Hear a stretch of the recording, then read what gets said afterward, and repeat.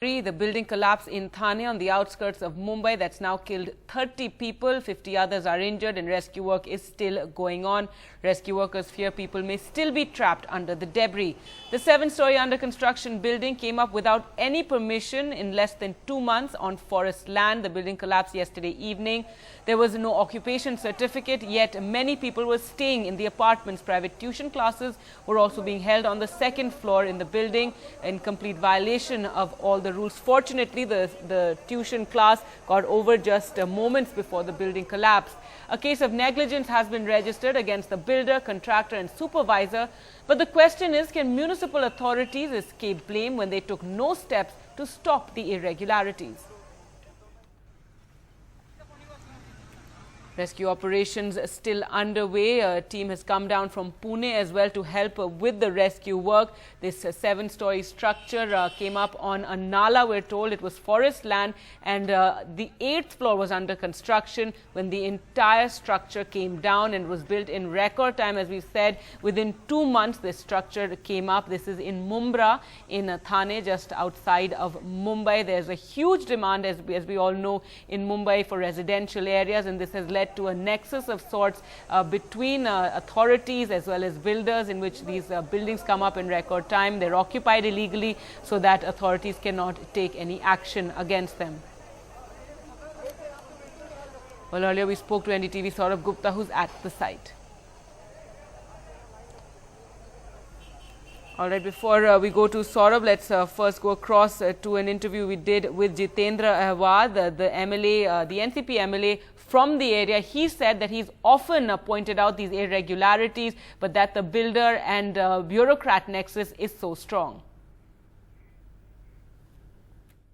It is absolutely the mistake of the local authorities, and some or the other way the government is also responsible. The government has passed a law that wherever there is illegal building, wherever the complaints have come in, the local authorities will be booked, they will be punished.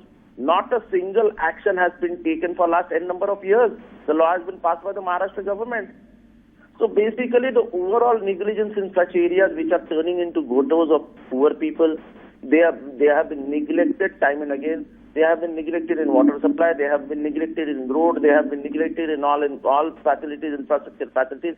It is a total negligence of the government, of the local authority, of the state, of the municipal corporation, whereby people have been taken the advantage of the whole situation. Something which will stop the illegal construction, a complete overall turn by the government. So a very strict action by the government will only stop this. Just a 24 hours remedy and a 36-hour talk on policy is not going to help. It should be a decision taken by the government that nothing doing, no more patterns, and we put an end to this nexus, we put an end to all this illegal structures, bring out a housing policy, give the poor man his justice. I am a part of the party which is into the government. I am not a part of the government. And we also spoke to the mayor of Thane, Harish Chandra Patil. Here's what he had to say. इसका पूरा अहवाल मांगा है मैंने, जो इसमें रहेंगे उसके ऊपर कड़ी कार्रवाई की जाएगी। और ये जो 2 बिल्डर है उनके ऊपर तो मैंने मांग किया है कि कुछ भी करके हम लोग शासन को भी इसका मांग कर रहे हैं कि इस बिल्डर को फांसी होनी चाहिए। ऐसा जब तक ये नहीं होगा तब तक ये काम ऐसे इलीगल रुका नहीं जाएगा, ऐसे मुझे लगता है। मुमरा में और ये जो चालू है यहाँ पे, जो सिलपाटा और यहाँ पे जो चालू है, इसके ऊपर सीरियस एक्शन होना बहुत जरूरी है, क्योंकि ऑलरेडी यहाँ पे ऐसे बहुत से बार हुआ है। और हम लोग हमेशा प्रशासन ऐसे स्टैंडिंग कमेटी में हर टाइम इस बात का चर्चा होता है और हम लोग सीरियस एक्शन लेने के लिए बारे में इनको हमेशा बताया जाता है। मुझे समझ में नहीं आता है 7 माले की बिल्डिंग खड़ी होती है और हमारा प्रशासन क्या कर रहा है। Well, let's go across to Saurabh, who joins us from that site where the rescue work is still going on. Saurabh, lots of finger pointing now, questions being raised as to how this happened. We were speaking to the MLA from the area who said this is a nexus that's existing for a while, and he's even pointed it out, but he's helpless against it.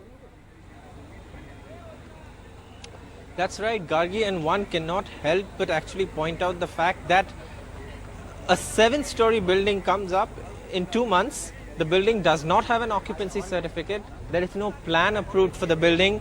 The Thane Municipal Corporation doesn't know that the building exists and has come up. Local authorities have not taken any steps, and then the building collapses and 30 people now have lost their lives in this tragedy.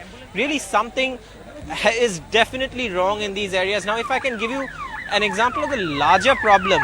The larger problem here is the fact that this is an area that a lot of the migrant population stays in. A lot of affordable housing is available around this place, and a lot of people who stay here are people who are basically looking for affordable housing. So in this scenario, what the builders do is they come in, they exploit the situation, and then they build these buildings, and then people move in even without an occupancy certificate, and then a tragedy like this takes place. And we are just hearing also the death toll has now been confirmed at 31. So one more person has died, and also, as you know, we've been seeing all morning, bodies have been pulled out. Rescue work is still on. People are still believed to be trapped inside, and so we are hearing that right now the rescue work is on in the 3rd and 2nd floors. They were coming started from the 5th floor, and all of those floors have actually crumpled and come down to the level of the 1st floor. Now, all of this nexus between builders, why did the local authorities not stop this? All these questions are being asked. The Chief Minister is expected here today, and those questions will be asked to him. Remember that the Chief Minister himself holds the urban development portfolio, so all of those questions will be put to him, as well as to was there any lapse on the part of the authorities? Who's really responsible for the loss of these 30 lives? And remember, among those injured, many are grievously injured. So what authorities fear is that that toll is might go up. So right. A sad, tragic situation here. Right, Saurabh, and as we've been pointing out, many people illegally staying in that building. If you could just show once again the building that is next to this building that has collapsed, and give a sense to our viewers as to how high this building actually was. That's right. You know, if one actually looks at the building right next to the building which is still standing and has been built by the same builder who now has a case registered against him and is on the run, it gives the viewers an idea of where the building stood and to what level it has come down. If I can just ask my camera person to show these visuals, and one can also see how difficult it is for rescue workers to actually carry out rescue operations. Now, we know that sniffer dogs had been pressed into operation. One of the sniffer dogs actually went in and identified places where people could be trapped, and then people were rescued from there. And also, if I can just give you an update on the death toll, among the 31 who've died, 8 are females, there are 11 children, 12 are males, and 59 are injured, amongst whom 38 are male and 11 are children. So, of course, all of these people who have died and also those who are injured will be asking that question as to how this happened, and the loss of lives is something that the authorities here will have to explain, because clearly right now it seems that there was a lapse on their part.